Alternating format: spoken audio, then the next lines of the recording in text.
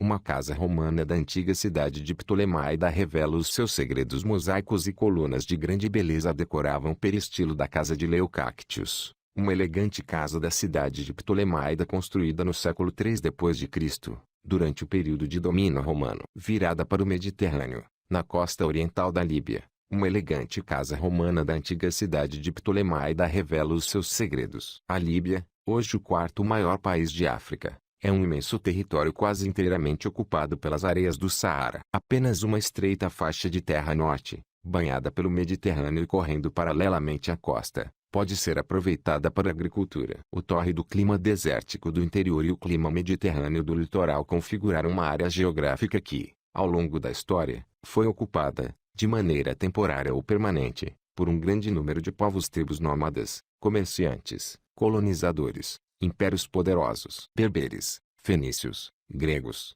persas, romanos, vândalos, bizantinos, árabes, espanhóis, otomanos e italianos deixaram, em maior ou menor medida, a sua marca neste ponto estratégico das rotas comerciais que uniam a África subsaariana ao Mediterrâneo. Alexandre Magno conquistou o Egito no século IV a.C. e, depois de fundar Alexandria, visitou o oráculo de Amon no oásis da antiga Líbia, chamado Siwa, hoje na região ocidental do Egito. Quase 500 anos mais tarde, essas terras deram a Roma um grande imperador, Septímio Severo, nascido em Leptis Magna, cujas magníficas ruínas estão atualmente classificadas como patrimônio da humanidade. Os grupos nômadas acabaram por exercer controle sobre o vasto deserto, enquanto fenícios, gregos e romanos se estabeleciam na costa e fundavam cidades prósperas como Sabrata, Oia, hoje Trípoli, e Vesperides, hoje Bengazi, Cirene, a já referida Leptis Magna e Ptolemaida.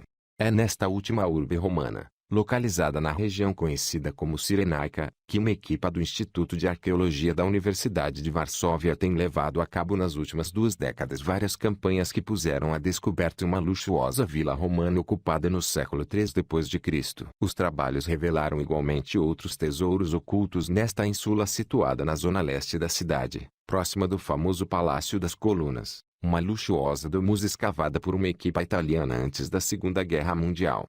A ínsula que estudamos é constituída por várias casas de tamanho médio que, embora ricamente decoradas, não eram domus romanas tão faustosas como o Palácio das Colunas ou a Vila das Quatro Estações, igualmente escavada em Ptolemaida pelo norte-americano Karl Hermann Kraling na década de 1950, explica Jerzy Zelazowski, último diretor da missão polaca.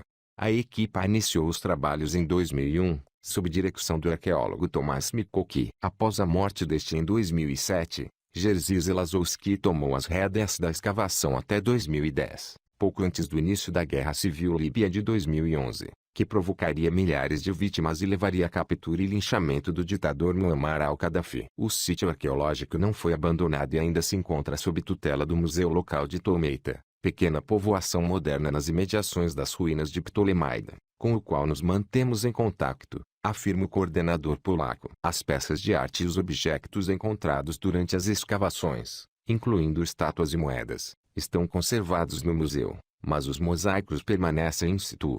Não podemos trabalhar na Líbia devido à falta de segurança, a difícil situação política vivida após a revolução e a infiltração do terrorismo e da sua ideologia. O atual desafio político consiste em unificar o país, dividido entre a Tripolitânia e a Cirenaica, e criar um território autônomo. Originalmente, Ptolemaida foi o porto de Barca, uma antiga colônia grega a cerca de 30 quilômetros da costa, no interior. O novo assentamento costeiro, fundado no século V a.C., foi evoluindo e, na segunda metade do século III a.C., já deveria ser uma cidade importante, pois foi convidada a participar nos Jogos Pan-Helênicos, celebrados em Delfos. Após a sua integração no Egito Ptolemaico, foi conquistada no século I a.C. pelos exércitos romanos e incorporada no império juntamente com outras capitais da Cirenaica. Chega-se então à cidade de Ptolemaida, não menor do que Mênfis e que também possui uma forma de governo inspirada na dos gregos, escreveu Estrabão na sua Geografia.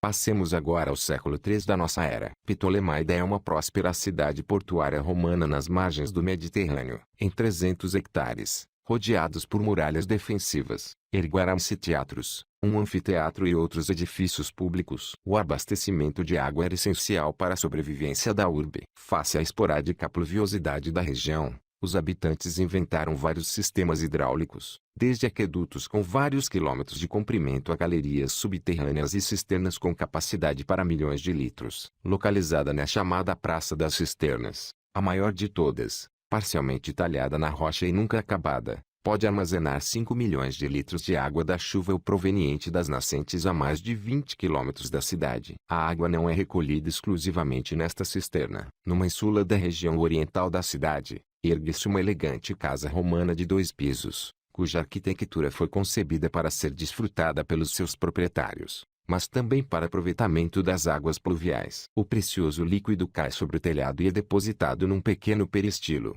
um pátio interior descoberto, formado por 4 colunas pintadas de branco e vermelho. O espaço central, decorado com um mosaico geométrico, contém uma dedicatória ao proprietário da casa, um homem chamado Leucactius. A água alcança finalmente uma cisterna subterrânea, cujo ponto de captação se situa no pórtico norte que rodeia o peristilo. Foi nesta moradia que os arqueólogos polacos centraram a sua investigação. Este sector do sítio arqueológico apresentava grande concentração de mosaicos de cores vistosas, pinturas murais, estruturas arquitetônicas e cerâmica, tudo da época romana. Havia também grande acumulação de escombros, o que apontava para a presença de restos bem conservados de arquitetura doméstica, informa Jerzy Lazowski.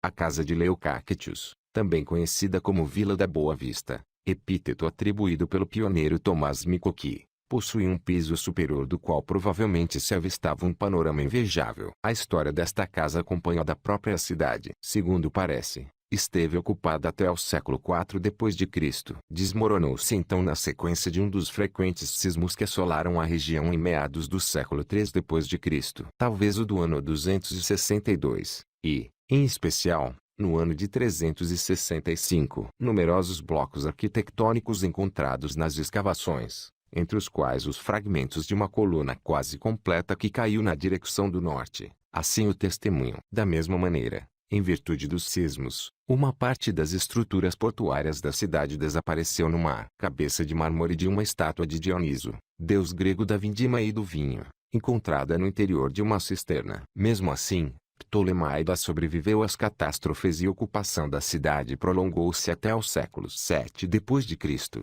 Entre os séculos IV e V, a abundância de cisternas na insula facilitou uma segunda ocupação da estrutura, desta vez como oficina de cerâmica e metalurgia. Esta efêmera segunda vida chegaria ao fim com os ataques dos vândalos em 428 e posteriormente dos árabes, em meados do século VII, época em que a cidade foi destruída e caiu definitivamente no esquecimento.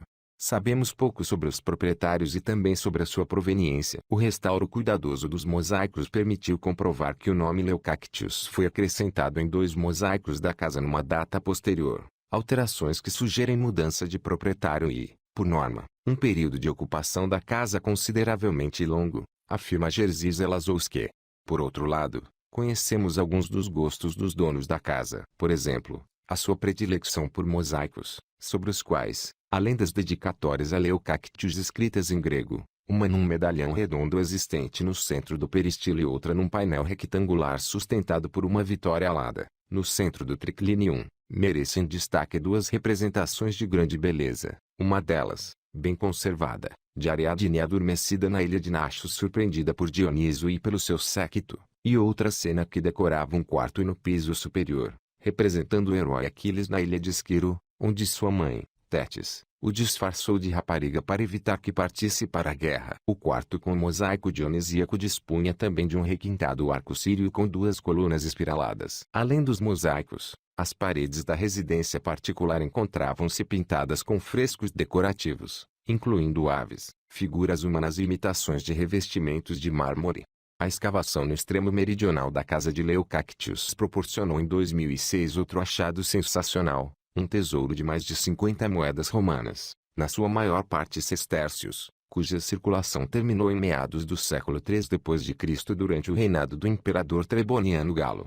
Tudo parece indicar que o dinheiro não foi escondido intencionalmente e que a acumulação de moedas se relacionaria com um dos terremotos, defende Jerzy Zelazowski. O proprietário das moedas não conseguiu recuperá-las e estas também não foram encontradas durante a segunda fase de ocupação da casa. Alguns animais que cavaram a sua toca anteciparam seus arqueólogos e dispersaram uma dezena de moedas pelas redondezas.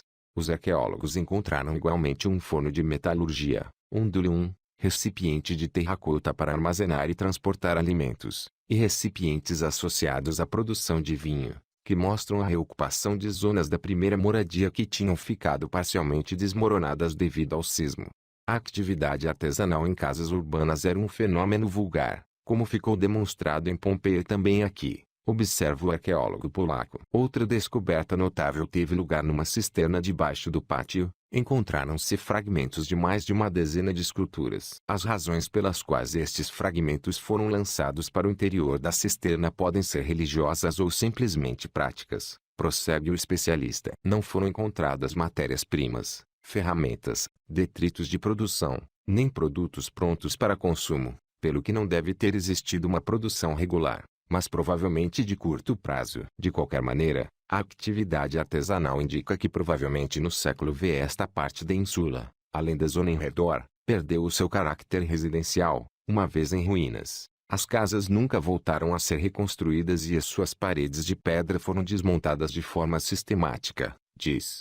Nos séculos posteriores ao abandono de Ptolemaide e com a expansão árabe pelo norte de África, a Líbia e a Cirenaica passaram a ser lugares vedados ao ocidente. Em 1510, Trípoli foi conquistada pelas tropas espanholas de Pedro Navarro e o domínio cristão durou até 1551, ano em que os turcos otomanos cercaram e tomaram a cidade. Para os viajantes europeus, a entrada na Líbia tornou-se cada vez mais difícil. Em teoria, o acesso era possível por mar e por terra, mas todas as rotas se encontravam repletas de perigos. A pirataria generalizada na região do Mediterrâneo levantava muitas dificuldades. Os navios caíam frequentemente nas mãos de piratas e, por isso, a ameaça de cativeiro era bem real. Numerosos viajantes sofreram esse destino, explica Monika Rekolska, do Instituto de Arqueologia da Universidade de Varsóvia, no livro Ptolemais em Cirenaica, sem tradução portuguesa.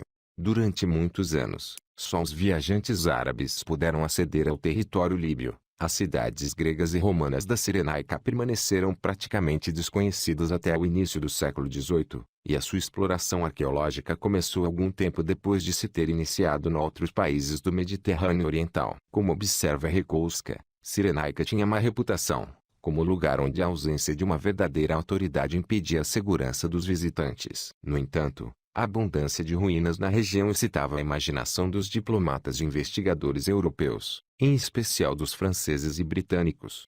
O número de viajantes que atravessava a região só aumentou a partir do início do século XX, em parte devido à criação das principais sociedades geográficas que promoviam a exploração do norte e centro do continente africano, acrescenta a arqueóloga. Já no século XIX, durante a ocupação italiana, foram descobertas as grandes cisternas subterrâneas sob a praça do mesmo nome, recentemente utilizadas como esconderijo pelas forças rebeldes que combatiam Gaddafi. Atualmente, o legado deixado na Líbia pela antiguidade clássica é de novo terra incógnita num país afundado no caos social, em lutas tribais e onde o Estado é quase inexistente. Ainda assim, a casa de Leucáctios e toda a Ptolemaida são um exemplo imorredouro do engenho humano para sobreviver em um ambiente hostil, de como aproveitar ao máximo um recurso escasso e fazê-lo com uma destreza técnica e artística que ainda nos causa assombro e admiração, 1800 anos após a sua criação.